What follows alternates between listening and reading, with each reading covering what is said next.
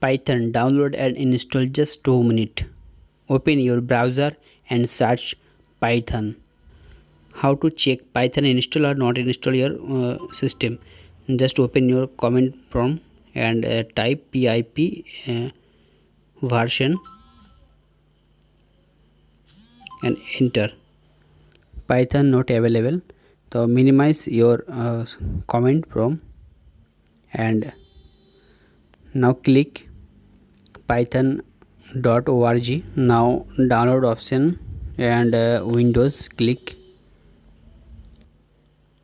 and open new page and scroll down and two option 32-bit and 64-bit download. Check your computer and 32-bit or 64-bit and download now. Click 64-bit and now save and download started. Now show download started. Wait for download complete. Minimize your browser and show now download complete, or just double click and install now Python.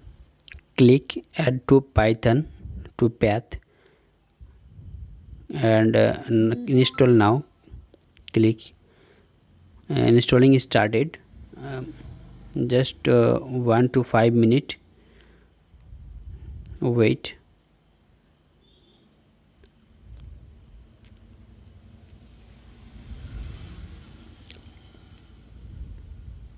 Installing complete.